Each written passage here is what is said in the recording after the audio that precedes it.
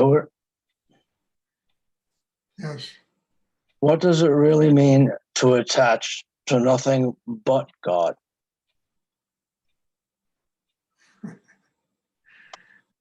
Tony, just build a system inside that enables you to do this, and then you tell me, okay, what it means to you.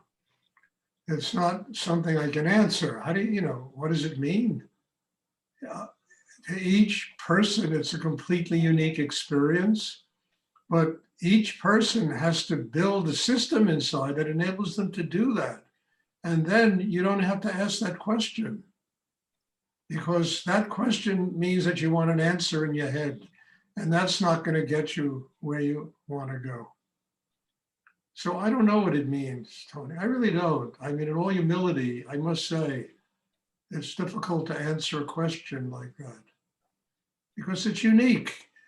I do know that you'll never find out unless you build the kind of system inside yourself that enables you to connect with God, to overcome the obstructions, the difficulties, the problems in yourself that keep you from getting that, to overcome having to know these answers in your head.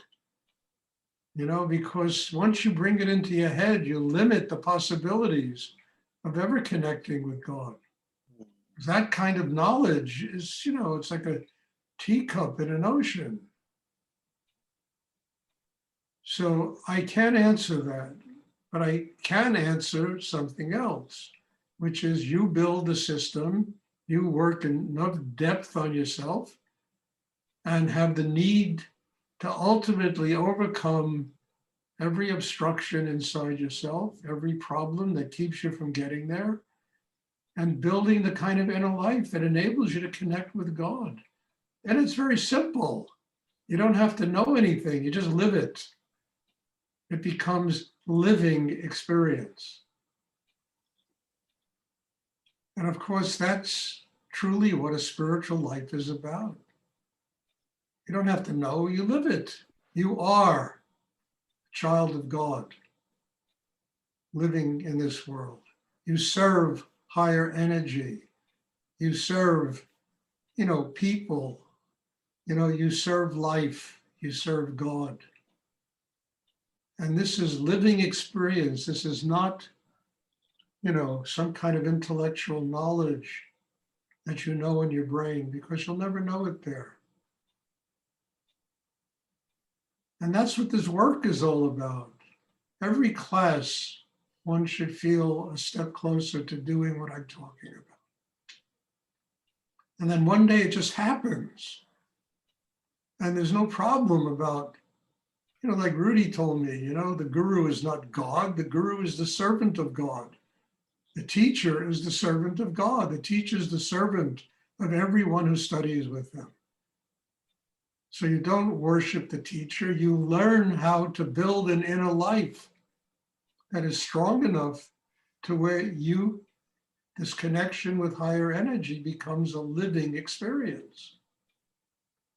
Something you don't have to think about, you just do. Because that really is the purpose of what your life is all about. Denies nothing. It's perhaps the greatest success anybody could have on the earth, doing what I'm talking about. And all the minor league successes like money and this and that, they all come. They come because you got to take care of Caesar here, and God's not going to allow you to not take care of Caesar. So they provide. They provide what you need. They're not going to provide abundance. Greed provides, Amazonian fortunes. That's what provides that. Not God provides what we need in order to continue living here, doing work that really is service to higher energy in the universe. Which doesn't mean you have to become a monk or live in a monastery or an ashram. I would think that's the last place you can get this kind of thing. It's discovering that life itself is the temple. You don't have to create the temple. You're living in the temple. Everything is sacred. Everything's a manifestation of higher energy. It's all sacred. As I've said many times, Shakti flows into us. It's not positive or negative, it's energy. It becomes positive and negative when it flows through the system of a human being, depending upon how we see the world. That's when it becomes positive and negative. But, infinite energy is just energy. It's a marriage of right and wrong and good and positive and negative. It brings it all together into energy. When it flows through us, then it becomes personality, charisma, this, that, the other, or my opinion, right, wrong, good, bad. You understand? We transform the energy of God into all of that bullshit.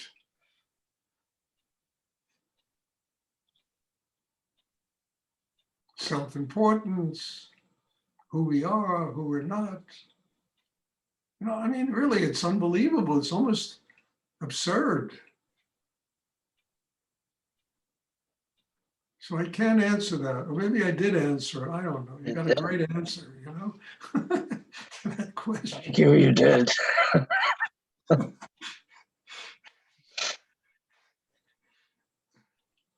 Does anyone else have a question they would like to ask? That's why I always say we have to be nothing inside. Total surrender, total state of openness, so that energy can flow through us and, elevate consciousness and life around us and everything we do. Does anyone else have a question? Stuart, something came up when you were talking, you brought up greed, and need before several times. Can you talk about the distinguishing between greed and need? Well, it's not much to talk about. We have basic responsibilities we have to take care of every day. Much of it requires money. Much of it requires a certain degree of success in the world, and we take care of them. That's need. Greed is, look, I know this because I was in a very big business once, making a lot of money, and there was never an end to it. You understand? No matter how much we made and how much we did, there was never an end to it. It became greed, and I had to stop it. I had to stop it. It would have destroyed my life. Now, life is a lot simpler. People make donations, I get Social Security, I get enough to live and do this. This is the greatest treasure I could possibly have in my life. I'm telling you, I had to really get out of that because it would have killed me. If I would have stayed in Denton, Texas, and this is true, with that candy business and the bakeries and all the stuff, the real estate we would take, I'd probably be worth $300 million today. And I'm dead serious about that. But yet I knew that if I stayed there, it would be the end of my life. I had to go to be able to do my spiritual work on a much bigger level. And that's why I left.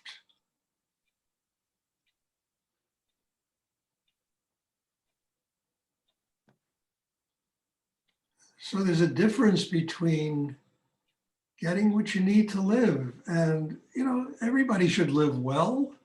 Nobody should live in poverty. That's not necessary. This country requires that we live well. The freaking rents today are like ridiculous. When I was a young guy, I moved to Manhattan, I was paying $38 a month rent. That was my rent every month. A 20-year-old kid had no trouble getting $38 a month to live. It wasn't for today. It's staggering what they ask to live. It's $3,800 now a month. The same apartment is $3,800 a month, but I was paying $30. I remember once I was in Lake Oswego, Oregon, with some friends of mine, and we went out and had dinner. and I ordered a salmon dish. It was a pretty expensive restaurant. The dish was $38. And I started to laugh. I said, my first apartment in New York cost me $38 a month, the price of the salmon on this plate, So it was different, but at the same time, today, we have to get successful. You have to know how to make money because the society requires it. And doing service to God requires it too, because you have to live. And then there's Caesar coming for the rent, the mortgage payments, the this, the that. You go to the groceries. You went to Trader Joe's yesterday, it cost $200 to buy food. Whoever dreamed of this when I was younger, you got to make money.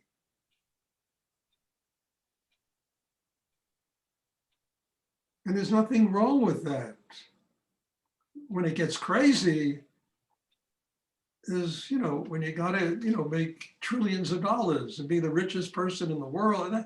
And this is, it reminds me of that wonderful poem by Shelley, Here Lies Ozymandias, King of Kings, standing at the grave of a guy who once ruled the world. Here Ozymandias, he ruled all of Asia, and God knows he was a big conqueror. Here lies Ozymandias, King of Kings. Because that's ultimately where rich, poor, everybody goes, The greatest treasure is learning how to get to God, having a spiritual life, living and being happy, having an open heart, love. Those are the greatest treasures.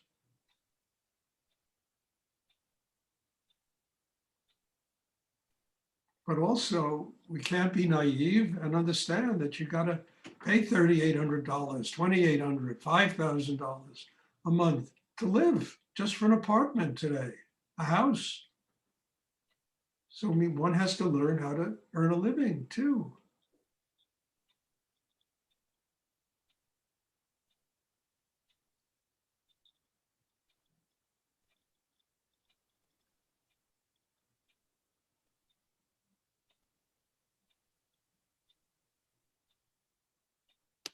I hope that's clear, because everything is part of learning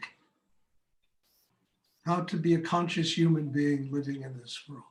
And part of consciousness is also learning how not to be greedy and how to use the money you make in order to serve your family, serve your spiritual life, unconditionally.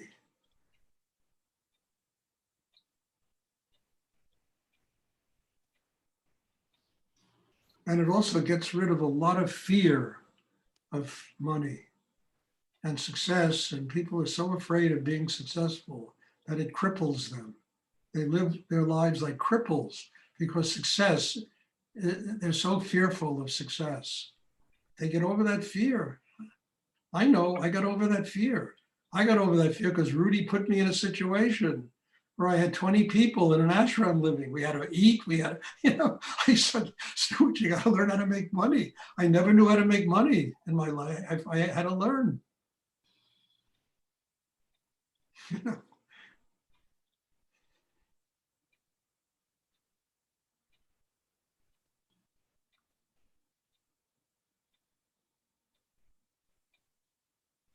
So it's all part of it. You understand? It's all part of the development of a spiritual life, the building of an inner life that enables you to deal with the world we have to deal with and to use it to serve the people you love, to serve God, to serve in the world unconditionally.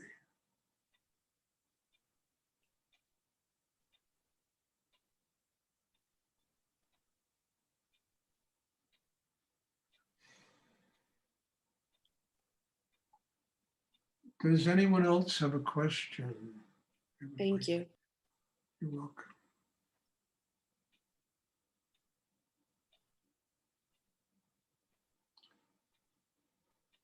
So I announced the other day that tomorrow I have to have this eye treatment done. So I'm not going to be able to have a meditation class tomorrow evening.